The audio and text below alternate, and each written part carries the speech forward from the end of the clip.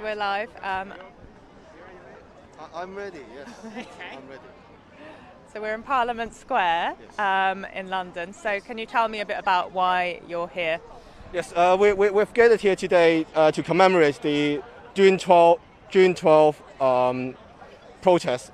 As it is a significant date for Hong Kongers, as it signifies the beginning of the recent democratic movement in Hong Kong. So that is partly why we're here. And then another reason is that we're here to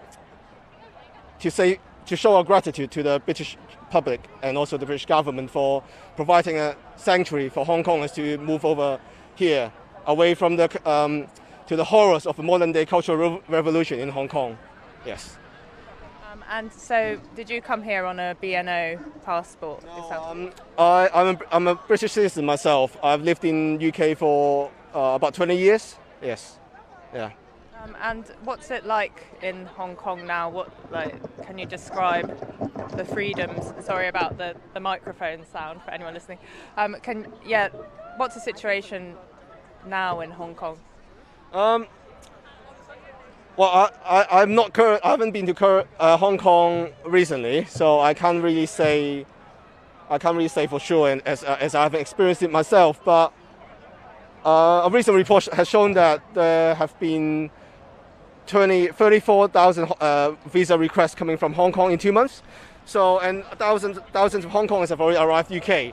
When so many people leaving their home, there must be something really wrong going on there, as you can imagine. Yeah. You're here today. What kind of capacity are you here in? Are you involved in organising this? Yeah. So I'm the co-founder and conveyor of a protest group called Justitia Hong Kong.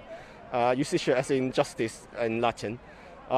We organise activist events like this one, like protest. We also support Hong Kongers to integrate into UK and collaborate with other local civil societies and charities as well. So yes, I'm one of the organisers of today's protest. Yes. And how did it come about, this organisation? Well, I started getting involved into supporting the democratic movement in Hong Kong since 2019 as an individual. I wasn't involved in any particular group or campaign group, whatever.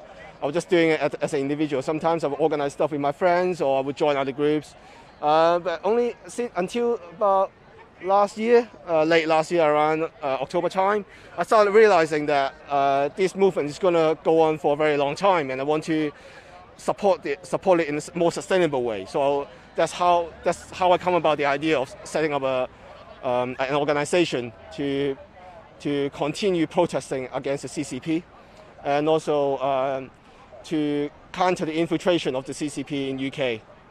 Yeah. And there was a lot of people here gathered at Parliament Square. Can you tell me a bit about what you were doing? So earlier we were actually in Leicester Square. We invited a few speakers to give speeches, including activists in exile from Hong Kong, local activists in UK, and also we had a few people who gave speeches there, including activists from the Tibetan community.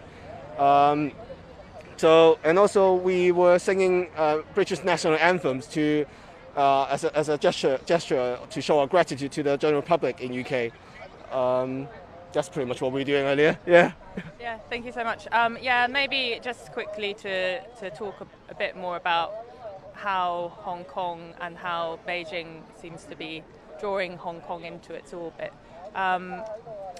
So, what does that show?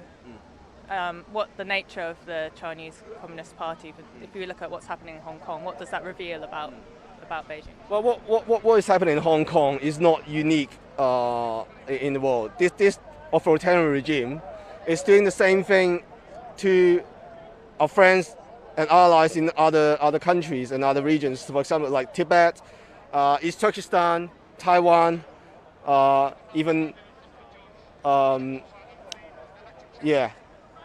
like other regions around the world, and there are propagandas and infiltrations in UK as well. I think this kind of reminds Hong Kong who have come over here to UK that the threats of the CCP doesn't end in Hong Kong, they're also here in UK. And how Hong Kongers can contribute to this country is to support the UK people to fight against the CCP infiltration here. Yeah. And finally, what are your thoughts on the UK government, what the UK government has done so far, and the international response as well? So three days ago, Dominic Raab finally confirmed that China has broken the promise according to the Sino-British Joint Declaration, and they're going to take measures against it. I'm happy to hear that, and I hope they can act quickly to sanction government officials in Hong Kong and in China to let them know that there are consequences for breaking a contract, an international treaty. This is how I wish they're going to respond. Yeah. Okay. Well, thank you very much. Thank you. Thank you. So I'm starting to lose my voice. No, that was perfect. Okay, so that was the organizer of just from Justista who were doing the protest here today. I think we're going to finish now, and yeah, we'll have another video coming out on Monday evening on the UK broadcast, so you can have a look at the summary there.